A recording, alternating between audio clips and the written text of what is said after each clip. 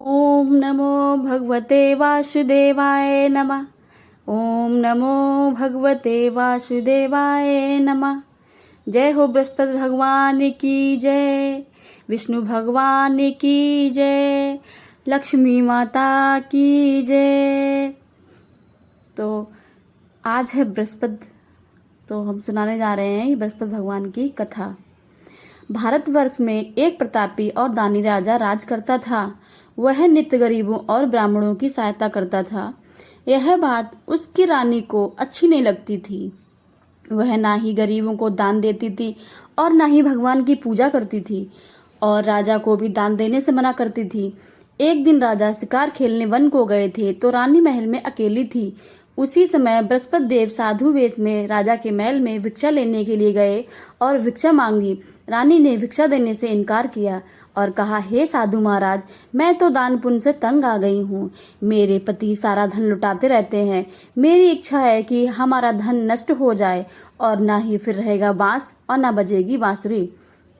साधु ने कहा, देवी, तुम तो बड़ी विचित्र हो। धन संतान तो सभी चाहते हैं, पुत्र और लक्ष्मी तो पापी के घर भी होनी चाहिए। यदि तुम्हारे पास अधिक धन है तो भूखों के भोजन दो, प्यासे के लिए प्याऊ बनवाओ, मुसाफिरों के लिए धर्मशाला खुलवाओ। जो निर्धन अपनी कुंवारी कन्याओं का विवाह नहीं कर सकते हैं उनका विवाह करा दो। ऐसे और कई काम करो जिनके करने से तुम्हारा यश लोक और परलोक में फैलेगा। परंतु रानी पर उपदेश का कोई प्रभाव नहीं पड़ा। वह बोली, महाराज, आप मुझे कुछ ना समझाइए। मैं ऐसा धन नहीं चाहती हूँ कि जो मैं हर जगह बांटती रहूं। साधु ने उत्तर दिया, यदि तुम्हारी ऐसी इच्छा है तो तथास्तु। तुम ऐसा करना कि बृहस्पतिवार को घर को लीप कर पीली मिट्टी से अपने सिर धोकर स्नान करना, भट्टी चढ़ाकर कपड़े धोना। ऐसा करने से आपका सारा धन नष्ट हो जाएगा। इतना कहकर वह साधु महाराज वहां से अलोप हो गए। साधु के अनुसार कई बातों को पूरा करते हुए देखकर रानी को केवल 3 बृहस्पति ही बीते कि उसकी सारी धन संपत्ति नष्ट हो गई। भोजन के लिए राजा का परिवार तरसने लगा। तब एक दिन राजा ने अपनी रानी से बोला, हे रानी, तुम यहीं रहो, मैं दूसरे देश को जाता हूँ, क्योंकि यहाँ पर सभी लोग मुझे जानते हैं, इसलिए मैं कोई छोटा कार्य नहीं कर सकता हूँ। ऐसा कहकर राजा परदेश चले गए। वहाँ वह जंगल में लकड़ी काट कर लाता और शहर में बेचता। इस तरह वह अपना जीवन व्यतीत करता। इधर राजा के परदेश जाते ही रानी और दासी दुखी रहने लगी। एक बार जब रानी और दासी को 7 दिन तक भोजन नहीं मिला तो रानी ने अपनी दासी से कहा, हे दासी, पास ही के नगर में मेरी बहन रहती है, वह बड़ी धनवान है। तू उसके पास जा और कुछ ले आ ताकि थोड़ी बहुत गुजर बसर हो जाए। दासी रानी की बहन के पास गई। उस दिन गुरुवार था और रानी की बहन उस समय बृहस्पति व्रत की कथा सुन रही थी। दासी ने रानी की बहन को अपनी रानी के संदेश दिया, लेकिन रानी की बड़ी बहन ने से कोई उत्तर नहीं मिला तो वह बहुत दुखी हुई और उसे क्रोध भी आया। दासी ने वापस आकर रानी को सारी बात बता दी। सुनकर रानी ने अपने भाग्य को कोसा। उधर रानी की बहन ने सोचा कि मेरी बहन की दासी आई थी, परंतु मैं उससे नहीं बोली, इससे वह बहुत दुखी होगी। कथा सुनकर और पूजन समाप्त करके वह अपनी बहन के घर गई और कहने लगी, हे बहन, मैं बृहस्पतिवार व्रत की कथा कर रही थी।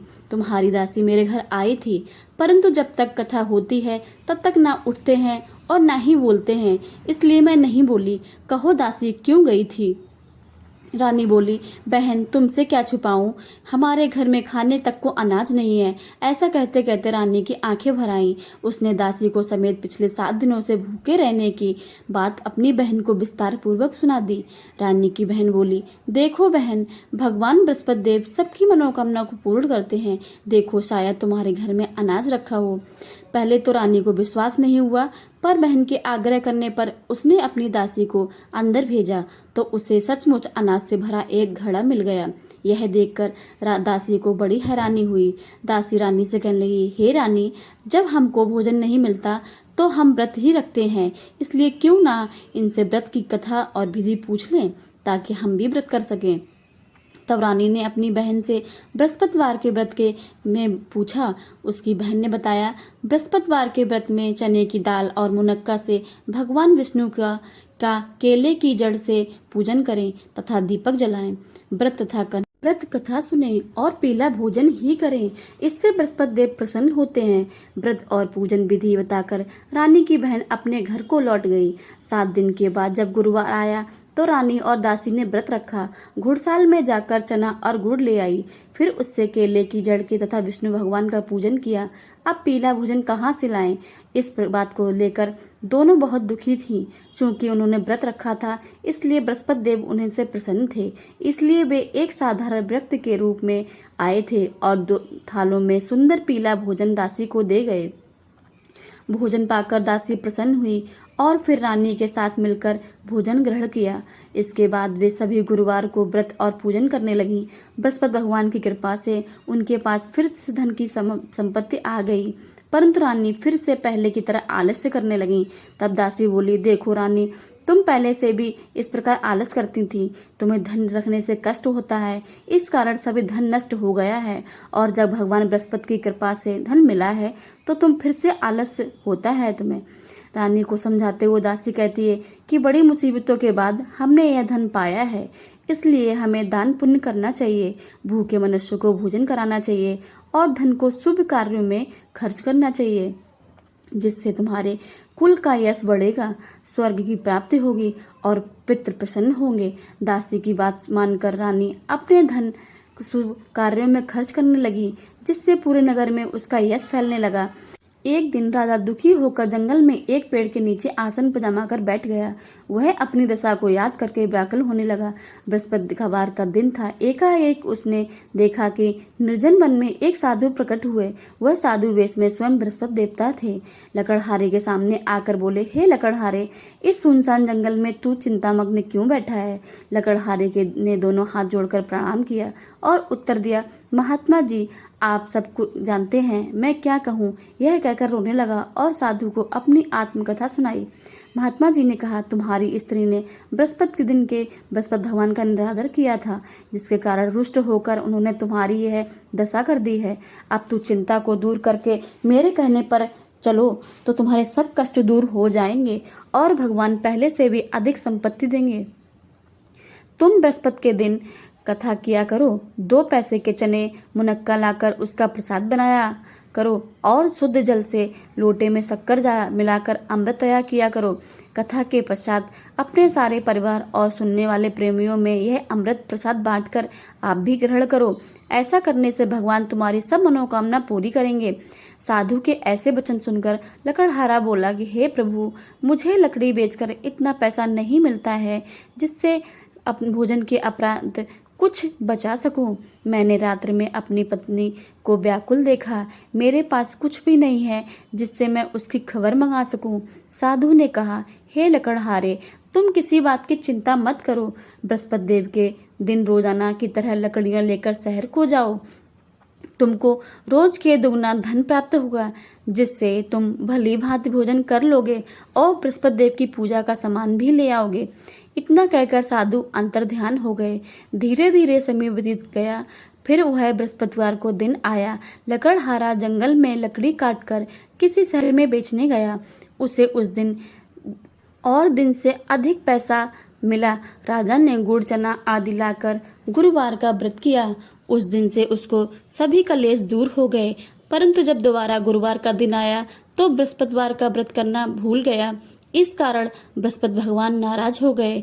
उस दिन उस नगर के राजा ने विशाल यज्ञ का आयोजन किया तथा शहर में यह घोषणा करा दी कि कोई भी मनुष्य अपने घर में भोजन ना बनाए, आग ना जलाए। समस्त जनता मेरे यहाँ भोजन करने आए। इस आज्ञा को न मानने वाले को फांसी की सजा दी जाएगी। इस तरह की संपूर्ण घोषणा सुनकर नगर में करवा दी।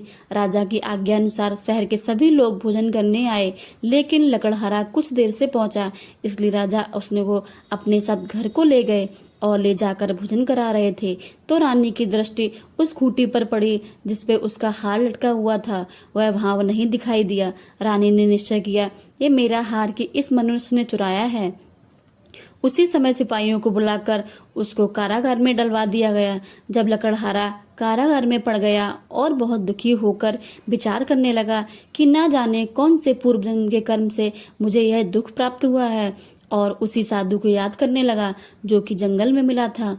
उसी समय तत्काल बृहस्पति देव साधु के रूप में प्रकट हुए और उसकी दशा को देखकर कहने लगे, अरे मूर्ख, तूने बृहस्पति देव की कथा नहीं करी, इस कारण तुझे दुख प्राप्त हुआ है। अब चिंता मत कर, बृहस्पतिवार के दिन कारागार के दरवाजे पर 4 पैसे पड़े मिलेंगे, उनसे तू बृहस्पति देव की पूजा करना, तेरे सभी कष्ट दूर हो जाएंगे। बृहस्पति देव के दिन उसे 4 पैसे मिले। लकड़हारे ने कहा था कि उसी रात को बृहस्पति देव ने उस नगर के राजा को स्वप्न में कहा, हे राजा, तुमने जिस आदमी को कारागार में बंद कर दिया है वह निर्दोष है, वह राजा, उसे छोड़ दो। रानी का हार उसी खूंटी पर लटका है, अगर तू ऐसा नहीं करेगा तो मैं तेरा राज्य को नष्ट कर दूंगा। इस तरह रात के स्वप्न को देखकर राजा प्रातःकाल उठा और खूंटी पर हार देखकर लकड़हारे को बुलाकर क्षमा मांगी तथा लकड़हारे को योग्य सुंदर वस्त्र आभूषण देकर विदा कर दिया। बृहस्पति देव की आज्ञा के अनुसार लकड़हारा अपने नगर को चल गया। राजा जब अपने नगर के निकट पहुंचा तो उसे बड़ा आश्चर्य हुआ। नगर में पहले से अधिक बाग, तालाब, कुएं तथा बहुत सी धर्मशालाएं, मंदिर बन गए थे। राजा ने पूछा, यह सब किसके बाग और धर्मशालाएं हैं? तब नगर के सभी लोगों ने कहा कि यह तो रानी और बांदी के हैं। तो राजा को आश्चर्य हुआ और गुस्सा भी आया। जब रानी यह खबर सुनी कि राजा आ रहे हैं तो उसने बांदी से कहा कि हे दासी, देख राजा हमको कितनी बुरी हालत में छोड़ गए थे, हमारी ऐसी हालत देखकर वह लौट ना जाएं, इसलिए तू दरवाजे पर ही खड़ी हो जा। आज्ञा के अनुसार दासी दरवाजे पर खड़ी हो गई। राजा आए तो उन्हें अपने साथ लिवा लाई। तब राजा ने क्रोध करके अपनी रानी से पूछा कि यह धन तुम्हें कैसे प्राप्त हुआ? तब उन्होंने कहा कि हमें यह धन बृहस्पति देव की इस व्रत के करने से प्राप्त हुआ है। राजा ने निश्चय किया कि 7 रोज बाद तो सभी बृहस्पति देव का पूजन करते हैं, परंतु मैं प्रतिदिन दिन में 3 बार कहानी और रोज व्रत किया करूंगा। अब हर समय राजा के दुपट्टे में चने की दाल बंधी रहती थी तथा दिन में 3 बार कहानी कहता था। एक रोज राजा ने विचार किया कि चलो अपनी बहन के यहाँ हो आए। इस तरह निश्चय कर राजा घोड़े पर सवार हो अपनी बहन के यहाँ चलने लगा। मार्ग में उसने देखा कि कुछ आदमी एक मुर्दे को लिए जा रहे हैं। उन्हें रोककर कहा राजा ने, अरे भाइयों, मेरी बृहस्पति देव की कथा सुन लो। वे बोले, लो, हमारा तो आदमी मर गया है, इसको अपनी कथा की पड़ी है। परंतु कुछ आदमी बोले, अच्छा कहो, हम तुम्हारी कथा भी सुनेंगे। राजा ने दाल निकाली और जब कथा आधी हुई तो मुर्दा हिलने लग गया और जब कथा समाप्त हो गई तो राम राम कहकर मनुष्य उठकर खड़ा हो गया। आगे मार्ग में उसे एक किसान खेत में हल चलाता मिला। राजा ने उसे देख और उससे बोला, अरे भाई, तुम मेरी बृहस्पति देव की कथा की व्रत सुनो। इस किसान बोला, जब तक मैं तेरी कथा सुनूंगा तब तक 4 हरिया जोत लूंगा, जा अपनी कथा किसी और को सुनाना। इस तरह राजा आगे चलने लगा। राजा के हटते ही बैल पछाड़ खाकर गिर गए तथा किसान के पेट में बड़ी जोर से दर्द होने लगा। उस समय उसकी माँ रोटी लेकर आई। उसने जब यह देखा तो अपने पुत्र का हाल देखकर पूछा और बेटे ने सभी हाल कह दिया। तो बुढ़िया दौड़ी दौड़ी उस घुड़सवार के पास गई और उससे बोला कि मैं तेरी कथा सुनूंगी, तू अपनी कथा मेरे खेत पर चलकर ही कहना। राजा ने बुढ़िया के खेत पर जाकर कथा कही, जिससे सुनते ही बैल उठ खड़े हो गए तथा किसान के पेट में दर्द भी बंद हो गया। राजा अपने बहन के घर पहुंचा। बहन ने भाई की खूब मेहमानी की। दूसरे रोज प्रातःकाल राजा जगा तो उन्होंने देखा कि सब लोग भोजन कर रहे हैं। राजा ने अपनी बहन से कहा, ऐसा कोई मनुष्य है जिसने भोजन नहीं किया हो? मेरी बृहस्पति देव की कथा की सुन ले। बहन बोली, हे भैया, यह देश ऐसा ही है, पहले यहाँ भोजन करते हैं, बाद में अन्य काम करते हैं। अगर कोई पड़ोसी में हो तो मैं देख आऊं। वह ऐसा कहकर देखने चली गई, परंतु उसे कोई ऐसा व्यक्ति नहीं मिला जिसने भोजन ना किया हो।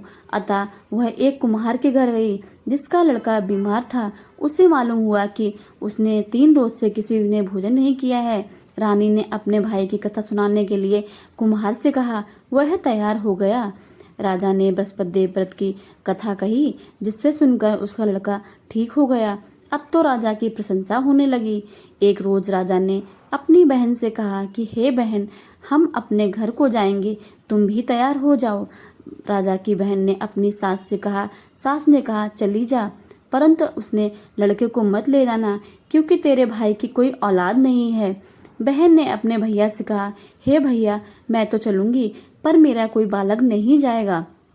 राजा बोला, जब कोई बालक नहीं चलेगा तब तुम क्या करोगी? बड़े दुखी मन से राजा अपने नगर को लौट गया। राजा ने अपनी रानी से कहा, हम निर्वंशी हैं, हमारा मुंह देखने का धर्म नहीं है और कुछ भोजन आदि नहीं किया। रानी ने बोली, हे प्रभु, बृहस्पति देव ने हमें सब कुछ दिया है, हमें औलाद भी अवश्य देंगे। उसी रात को बृहस्पति देव ने राजा के स्वप्न में कहा कि हे राजा, उठ, सभी सोच त्याग दे, तेरी पत्नी गर्भ से है।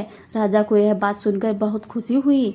9वें महीने में उसके गर्भ में एक सुंदर पुत्र पैदा हुआ।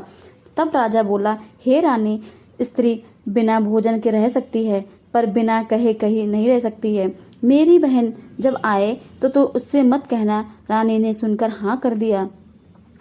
जब राजा की बहन ने यह शुभ समाचार सुना तो वह बहुत खुशी हुई और बधाई लेकर अपने भाई के घर आई। तभी रानी ने कहा, घोड़ा चढ़कर तो नहीं आई, गधा चढ़ी आई। राजा की बहन बोली, भाभी, मैं इस प्रकार नहीं कहती तो तुम्हें औलाद कैसे मिलती? बृहस्पति देव ऐसे ही हैं, जिसके मन में कामनाएं हैं वह सभी को पूर्ण करते हैं। सद्भावना पूर्वक बृहस्पति देव का व्रत करता है एवं पढ़ता है अथवा सुनता है, दूसरे को सुनाता है, बृहस्पति देव उसके सभी मनोकामना पूर्ण करते हैं। भगवान बृहस्पति देव उसकी सदैव रक्षा करते हैं। संसार में जो मनुष्य सद्भावना से भगवान जी की पूजन व्रत